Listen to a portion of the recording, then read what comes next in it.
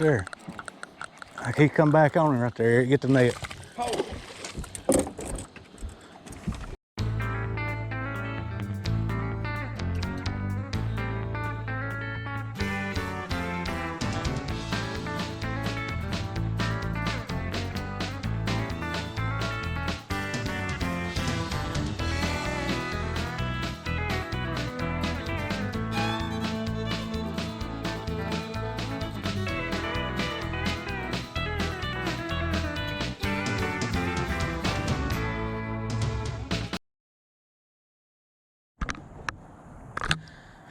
All right, guys, out here fishing today with Eric Hubbard. He's up here in front of the boat up there. Eric, kind of a local hammer here. We're fishing on south end today in a 5 to 8:30 deal. 3 fish, is that right? 3 fish, but 3 12s instead of 3 14s like we normally after. So maybe we can get on them today. Looking forward to fishing with Eric and see if I can learn a little something and learn about this end of the river. And I've always said that I try to learn from everybody I go fishing with. Everybody got something they good at, and I try to steal it from them.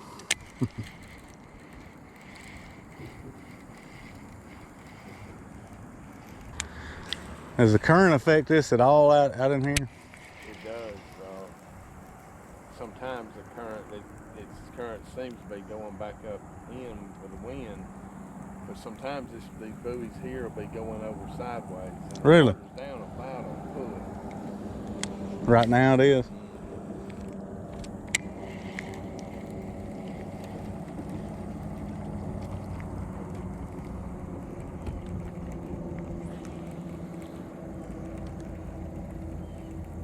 House over there used to be called the gambling house. Used to be a big, yeah, be a big poker tournament in there. Big poker playing.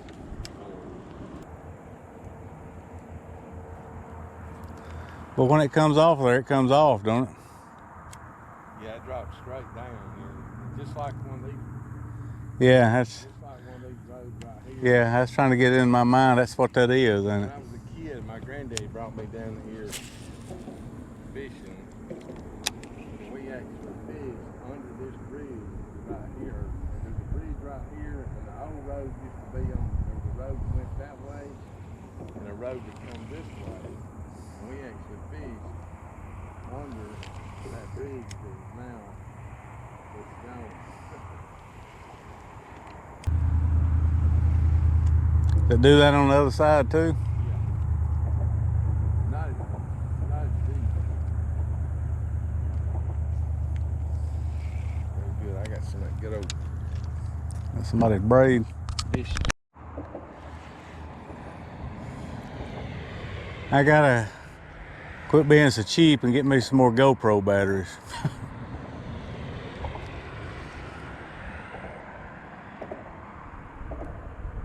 And they make these mounts now that go in that light pole thing back there that gives you continuous power. Yeah, what a lot of the pros. Yeah. They got one mounted and plugged into their boat. Yeah. Here, back there. They get 360 degree viewing, I guess.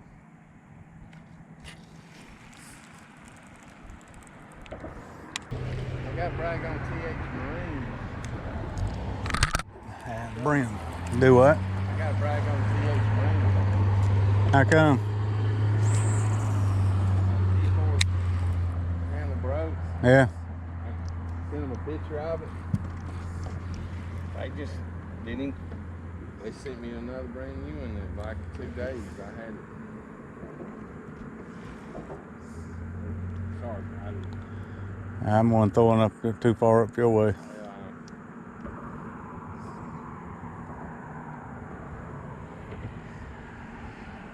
about that. I turned the boat.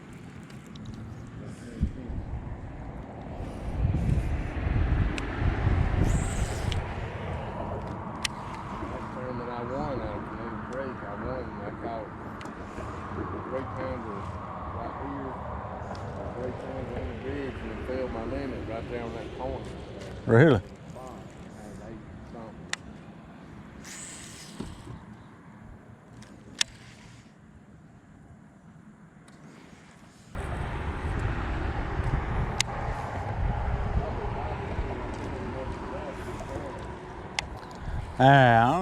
I'm telling you, these fish get used to the stuff, which is a good and a bad thing. Oh, look at there, net. No, I hear you. Oh my gosh, Eric scored one there. Let's get that on video though.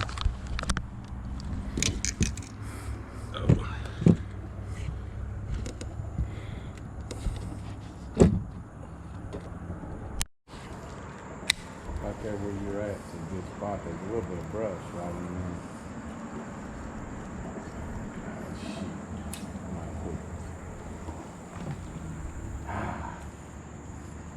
Plenty of structure here. Yeah.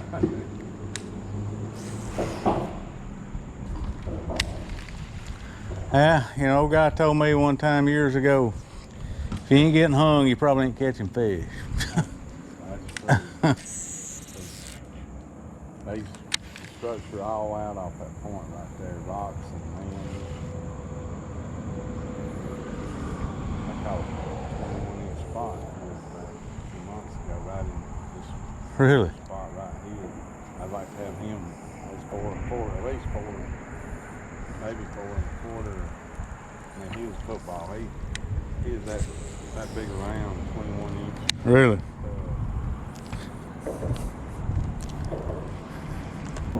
And that's the thing about days like today, it could be just the lights out for everybody, or it could be as hard a bite as you come across today, you know?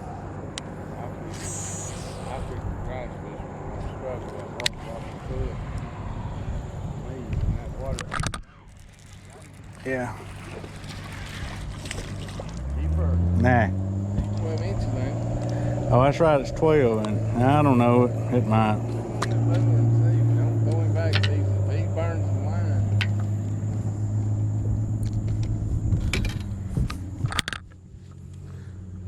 No. 11. 11 chain. I'm a later in life fisherman, you know. I haven't been taking this serious, you know, trying to seriously fish for 5 or 6 years. I guess this is my 6th year that I've, so I'm way behind you guys. You know, I was a golfer growing up, and so anything I can do to kind of gain an advantage, I have to try to work on it, you know. And casting is one of them. I try to get a bait where nobody else can get it, or try to do it in less casts and somebody else can do it in. That's the only way I can't hardly compete anyway, but that's the only way I can semi-compete, you know. Like this area right here, you know, I fish with a lot of people that can't get to it from here. They'll have to get up in there and flip it, you know.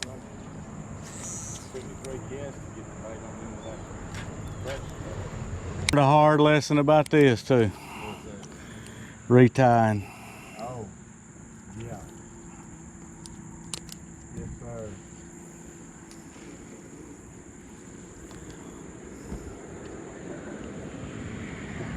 4 and 5 pounders, no, they stay at straight line, they say, yeah, I'm gonna bite it. Hey, I broke one off. Well, in that same place where that video, I jumped that one off the other day, or banged him on the side of the boat and he come off. I was in there because the week before I was fishing in there by myself in the same pot tournament, and I'd been just about like that. I'd been snagged and hung up a couple of times, and I was about half aggravated. I wasn't catching them, and I set the hook on that same dock. That's why I was in there.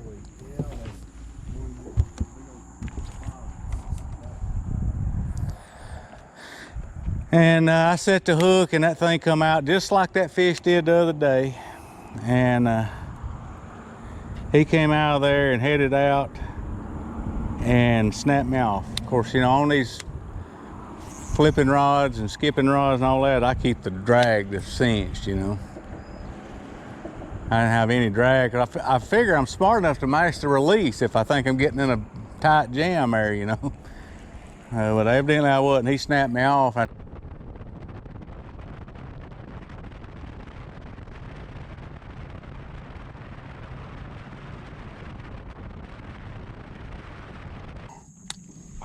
dang it. Get bit. He was moving with it.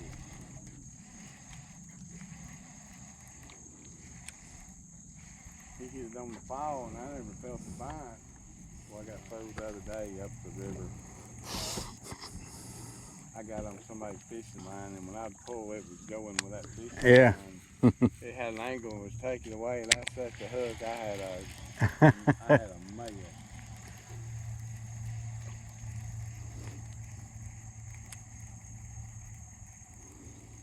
I catch them out here in 8, 7, 8 foot of water sometimes, but I figured today they'll be up there.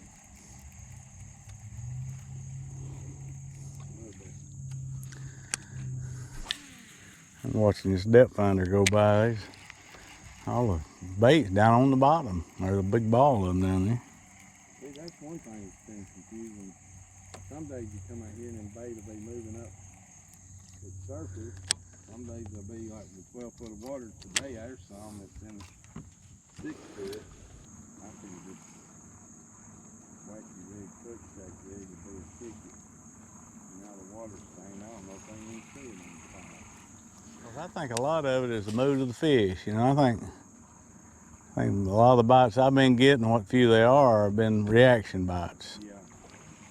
The other day I broke it off, but I had a 1/2 ounce tungsten, and I was let get the water was when the water's clear. I like a heavy weight. Today I want to fall slower with the stain in the water.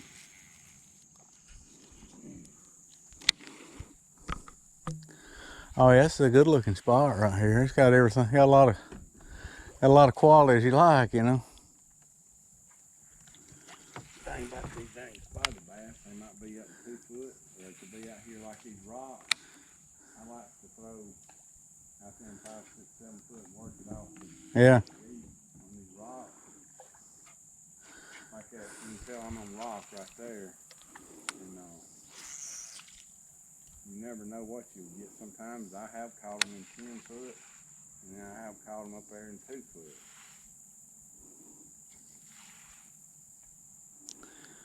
And I'm hung up again. And the upside about fishing here, you might see a Bigfoot. You see deer. I've seen deer, eagles.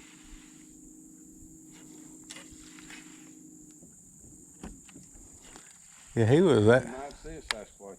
If there's Sasquatch, if there's such a thing, there'll be one living up in here.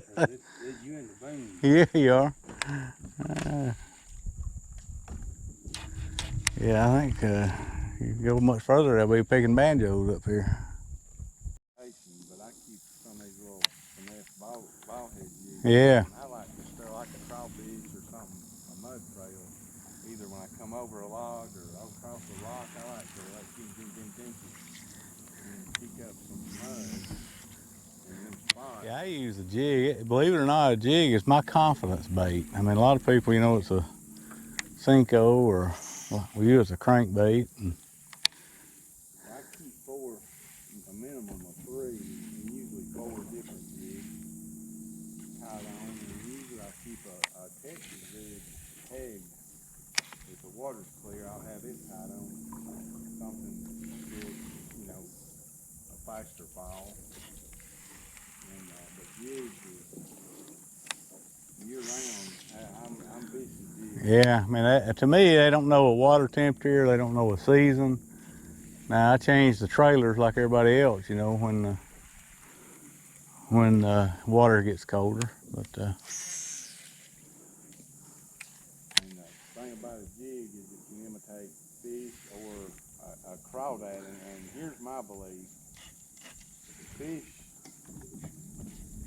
these bass, they eat shad all the time, and a crawdad is like a 1 in 10. yeah, It's like putting a juicy ribeye in front of me opposed to McDonald's burgers. They're not going to pass up a crawdad, I don't think. You know, to a crawdads go in hibernation, but from the time the crawdads come out of hibernation till they go back, the jig is If there ain't a fish right there, then a cow in Texas. I may not get him to bite, but there's a fish right there, I'll bet you. That current's hitting that little old knob sticking out, and there's brush on it. I mean, there's just got to be one right there, Eric. oh. See, I'm not as good smooth like cast as you are. You spin her off all the way up under the bone. Like I say, I practice it all the time. I fish all winter. A lot of people don't fish in the winter. Well, I do too. But I fish, a lot of times I go out there in the winter and I don't do nothing but cast, you know. Donna's wife when you catch 5, 7, 8 pounders, January, February time. I just had one take a swing at mine, or take a look when it went skipping by. I guess you saw that, did you? Makes me think he just reacted to it, you know.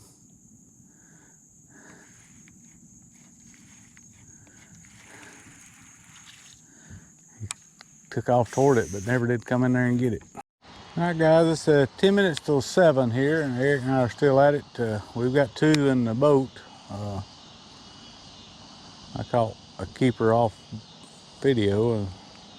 Didn't have it turned on.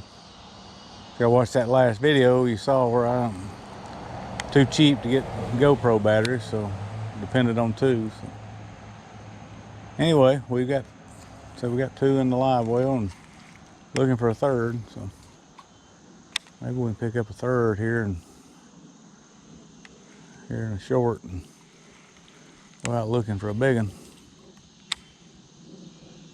And we've probably got 4 pounds and some change in them 2 we've got. Oh. I'm on pew. See, he was out there, man. There's one right there. I can't come back on it right there. Get the net. Oh. Where's he at? Oh, Yeah. oh, shoot. He's psycho, man. Where's he at? That's the one we needed right there. That's the same fish. Can you believe that? Oh. Son, that's the one we needed right Look at there. Came off in the net. That's what we needed. Can you believe that? Oh. All right, guys, I was lucky enough to get that right there on that chatterbait.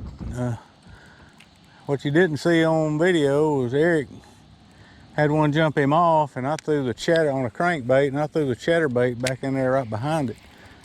It very well could have been the same one. It may not have been, but it was a good fish, worth having. Good net man there. You know, I don't set the hook with these chatterbaits. I just start reeling real fast. I've loaded the rod up and put some feed on them. Yeah, that's kind of what I do. I've set the hook so many times on them and pull it off of them, you know. Yeah, I just load the rod. Or that waller's big hole. I don't know what it is about setting the hook on them, but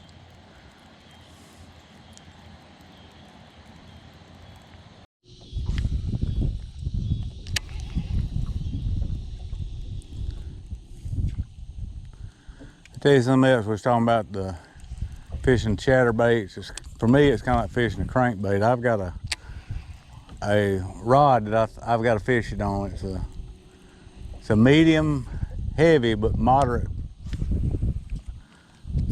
fast. You know, it's not a moderate, but a moderate fast. You know, Falcon's the only one that makes it. It's a perfect chatterbait rod. Like, I think I fully believe I'd have lost that fish at the boat with too stiff a rod. Yeah, yeah. Very likely.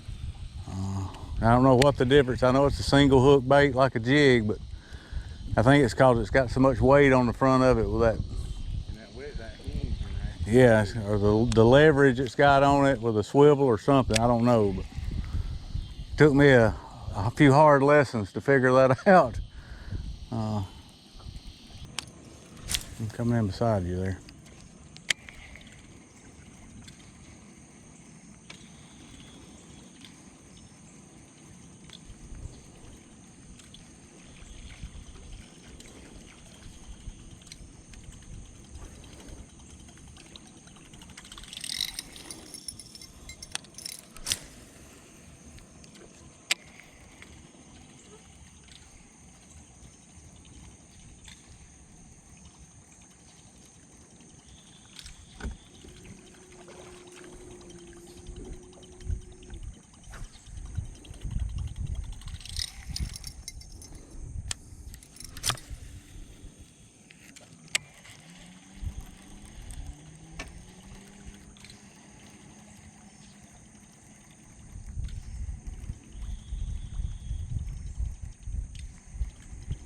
All right, guys, just finished up fishing with Eric Hubbard.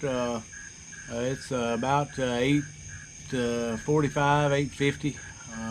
It's actually later than that. It's after 9 o'clock on August the 19th on a Thursday. And Eric and I fished in the 3-fish derby and were able to scratch out a second place finish. So